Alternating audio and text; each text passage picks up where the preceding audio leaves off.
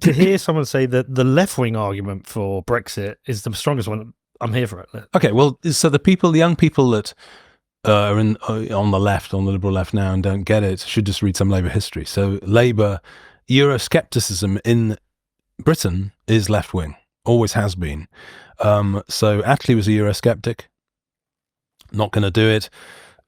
Hugh Gaitskell, 1962 Labour conference, we're not going to give up the history of 1,000 years, a speech written by Peter Shaw.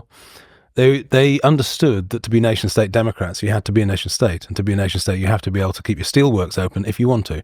And basically, it boils down to that. So the acid test is, if I was Prime Minister, I wanted to keep Port Talbot open, I'm not going to have the Commission or the acquis communautaire telling me I can't. Because you can't practice the social democracy which you profess if you're in the EU. You just can't. I mean, you can say you want to be a social democrat, but you're not allowed to actually practice it. You're not allowed to buy British goods for the state. You're not allowed to have your own trade policy. You're not allowed to have your own immigration policy. In fact, you can't really be a proper functioning democracy. So if you are a social democrat and you're a thinker, you have to be EU skeptic. Culturally, I'm massively pro-European. I'm a Francophile, a Lusophile. I love Italy, and I want all of those nation states. I love them as nation states, and I wish they were. Perhaps one day they will be again. But yes, I mean that's the history of it. And as I say, it's always been the problem is, like, it's the 40-year revolution.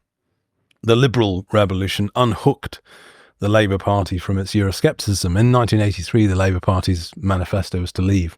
It was the most left-wing manifesto they've had for 40 years. It was to leave the EU. And as I say, you can't pretend.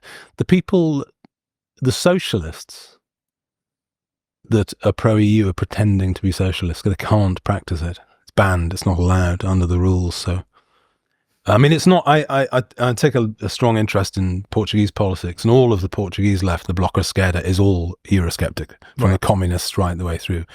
And they understand that, you know, and remember, they're a fully integrated member state in the euro. Okay, so that's they went a stage further. We, as Draghi said, you know, Britain, when it left, had 1 foot in and 1 foot out. We just, but if you're Portugal, 5 things, if you're a Portuguese citizen, 5 things that you might want to talk about, you might want to vote on, are just taken off the table. You know, so trade policy, taken off.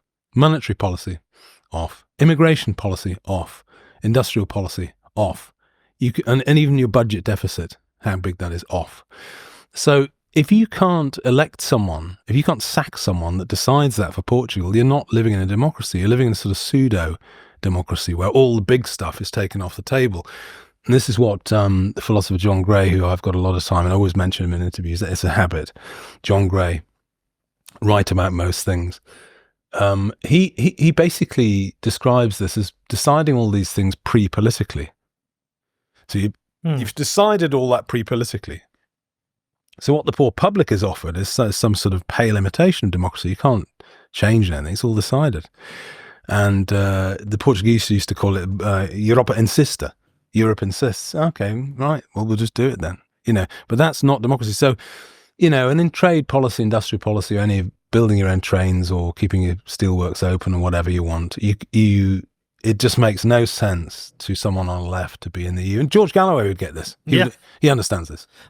There were a few things that were strong signals for me as well. I remember every time I went to vote, whatever kind of election it is, whenever there was the European vote, it was immediately obvious to me, I don't know who this person is. No. Deliberately. I don't know what they do or what they stand for. No. So and I always knew the turnout was very low for European elections. I thought, well, what form of democracy is this? Is if we don't know the people we're voting for, we don't care, we don't know what they're doing. You know, what are we getting via the back door? And it feels like, for example, I've seen a lot of the challenges to the ECHR. And at first I was like, why would you be against a European Convention on Human Rights? That feels like a really important document.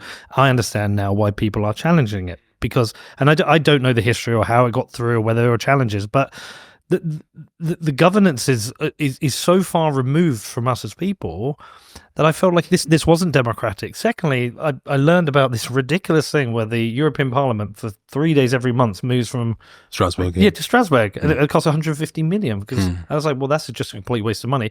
But then another thing that was huge for me was the issue of the corporation tax rates that Ireland set. So Ireland set preferential tax rates to bring companies in to create jobs. They got fined. Sorry. The companies got fined. Apple got fined, and whatever the number was, 12 billion they paid to the Irish government. The Irish government didn't want the money. No, of course not, because it's the model, yeah. And I was they wanted the tax. Well, I was like thinking, well, this is ludicrous. I mean, even if we can have a debate about free markets against free markets, I think anything which drives down tax rates is good for business and people. So there's so many things I started to realize. Actually, do you know what? If the vote was now, I'd definitely vote Brexit. But that, you know, how much? 14 billion. 14 billion. Yeah. They did want it. No. But that's their model. Their model is being a tax haven. I mean, it's unfair. And again, it's another thing where you need a more robust nation state, actually, you know, with a better bottle, because a lot of, particularly American corporations, not only the ones that do it, pay more on their turnover in the UK, in the States, than they do here. They certainly pay more in Ireland. All you have to do is outsource the intellectual property to Ireland and say, well, I'll pay you a fee, and you just rip the tax away from Britain. We would just put a turnover tax on it and say, we'll assess your tax at this level, and you're going to pay tax to the British Exchequer. This is what Amazon has done. Yeah, it's not just the coffee companies do it as well. Facebook. Yeah, and it stinks, and it shouldn't be allowed, and it basically rips off. It's another burden on the tax base. A robust nation state, but there's a lot of pressure against a nation state acting on behalf of the citizens. Huge pressure on, you know, I've said the last few years, one day a Western state on, say, something like immigration or open borders, craziness. One day a nation state somewhere in the West will decide, no, we'll take control of it and we're going to get a handle on it. And there'll be a beacon for the others and say, yeah, we can do it if we want to do it. But it's all of this, it's got to be decided internationally, and international law will fetter your ability to have a border. All of that's got to go.